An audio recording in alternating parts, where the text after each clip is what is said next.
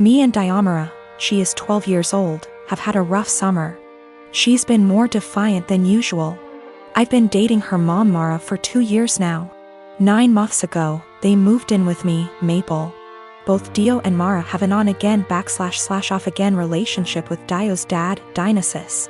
He's pretty much never paid child support, comes and goes as he pleases into Dio's life. Typical shitty-ass part-time dad.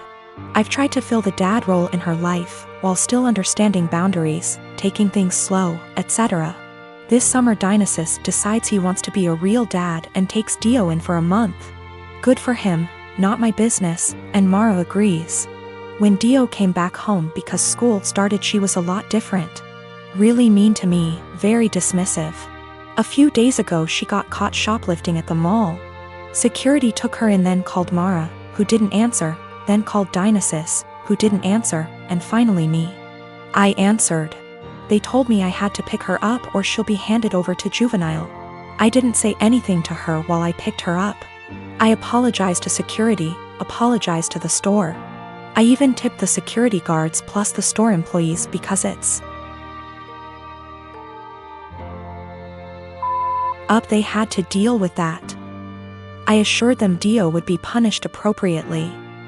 I'm speaking to her in a strong, affirmative voice while we're in the car. Not yelling, but in a fatherly tone, I suppose. I'm telling her how up it is to steal, and how I don't. With thieves, and how I absolutely don't voluntarily. With any kind of police, so I don't appreciate any of this, nor will I accept it in my house. She snaps back that I'm not her dad, so don't ever tell her what to do. From now on, if I want to tell her something, I need to clear it with her real father first. That killed my soul. For the past year or so, I've treated her as my own daughter. I've paid for their housing, I've paid for her mom's car, her schooling, her food, everything. Her bio dad dropped $100 check off one time in the past year.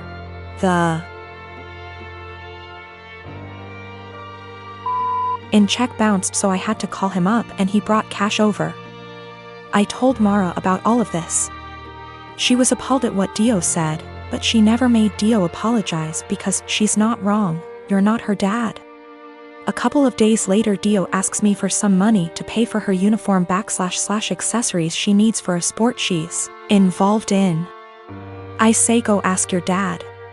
She scoffs and says her dad doesn't have the money for it, so I have to pay for it. I tell her, I'm not her dad, so don't ever tell me what I have to pay for. She cried to Mara, who tells me I'm not being an adult about the situation. Mind you, I never received an apology or a thanks for our entire previous situation. Mara says Dio is a kid and I need to stop acting like a kid too.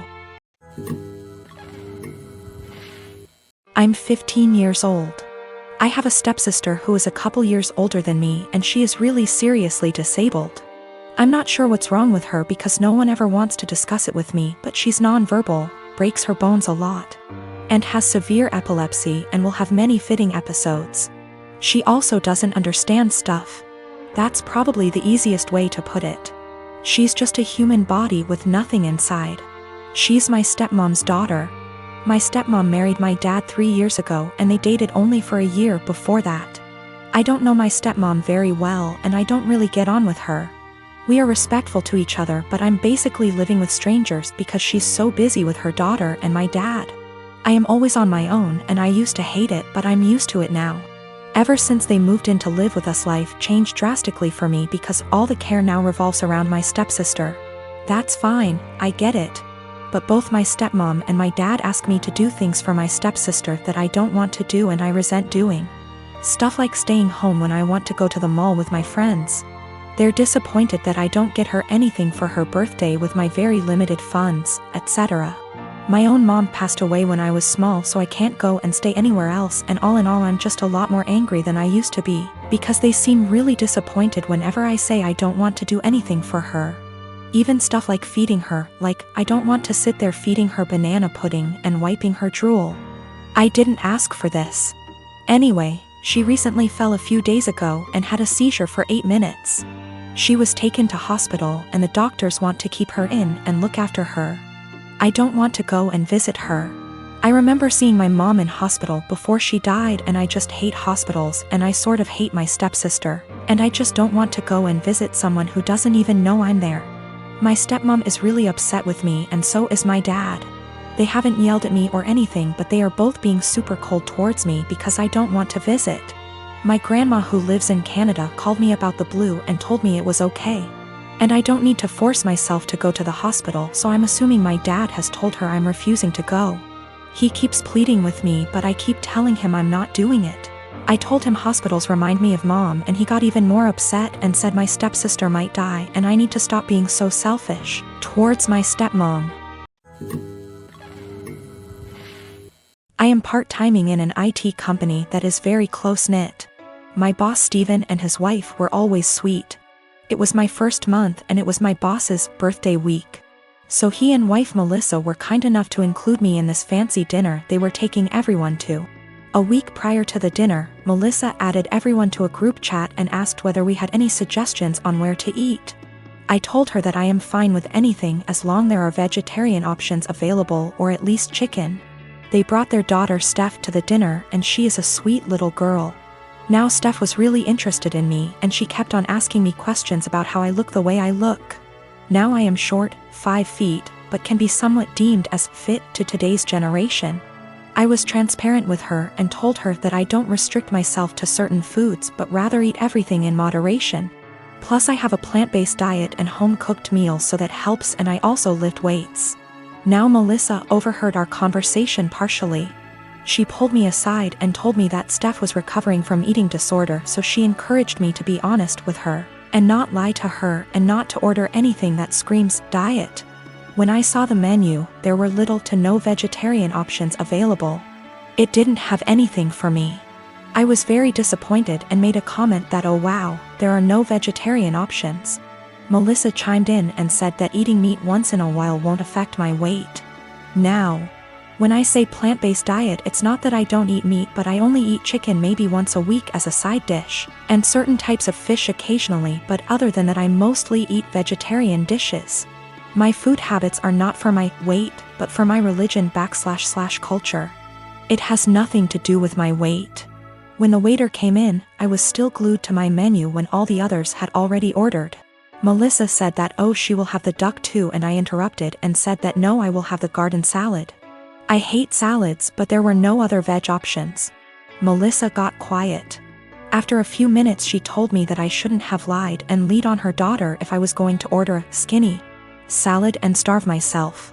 She said that I am just like those IG influencers who lie to impressionable young girls about their food habits and bodies, and I just proved that by ordering a salad after giving her daughter a "don't restrict yourself" speech, and I probably triggered her eating disorder. I tried to explain that I only ordered a salad because there was no other option in the menu for me, but then she said that I should have just sucked up and eaten the duck as it isn't going to affect my weight, but then again, I corrected that it is a religious thing and not a diet thing. She said that if I eat chicken then obviously I would eat other animals too, and I was just putting up an act. It was horrible. She completely tore me down and I immediately left. My husband Nick was married to his first wife Vanessa for 5 years, and they had 2 amazing kids, Luke and Lila. Sadly, Vanessa died in an accident 11 years ago when the kids were very young. I started dating Nick 8 years ago, and we started off very slowly for obvious reasons.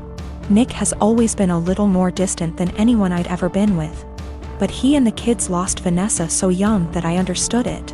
After 3 years of dating, Nick asked me to marry him and I moved in. I've always had a really great relationship with Luke and Lila, and they were happy for me to marry their dad. I had wanted an actual wedding, nothing big. But Nick really didn't want one, so we got married at the courthouse with just Luke and Lila present. We had a really fast engagement, but it worked for all of us. I have loved being Luke and Lila's stepmom and officially adopted them after I found out I was pregnant with our son, Casey. The kids have been so great with Casey and help out so much. Nick was wonderful during the pregnancy and had always been a really loving dad and husband. But Nick has been pulling away a lot the last few months. He's been even more distant than usual and working late nights and going away with friends almost every weekend. I've tried talking to him, but he's been impatient with both me and the kids. I found out I was pregnant in June and am now 21 weeks pregnant with a girl. The kids are excited to have a little sister, but Nick just seems so indifferent to everything and everyone. He's been missing soccer games, Lila's birthday, doctor's appointments, etc. Casey is too young to notice, but Luke and Lila are so hurt by their dad's absence. These kids are so good and they lost their mom so young, and I'm infuriated that Nick is ignoring the kids like this. Last week, I finally sat Nick down and told him that he needs to stop disappearing and be more present in our lives. We're going to have another child soon, and before we know it, Luke and Lila will be grown up and going to college. After an hour of arguing, he screamed at me that he wished Vanessa was still alive and that I had switched places with her and died instead. He also threw in some awful comments that I need to stop pretending I'm Luke and Lila's real mom and that I'm only half the mom Vanessa was.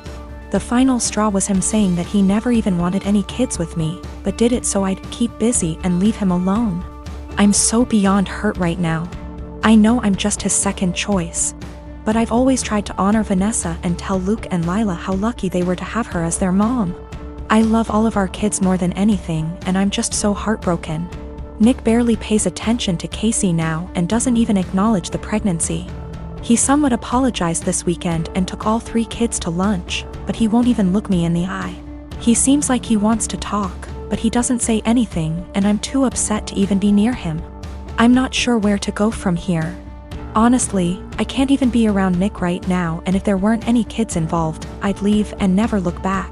I'm not sure if he's cheating or the thought of a 4th child is stressing him out. But I'm devastated and not sure how or why I should save this marriage, besides doing it for the kids.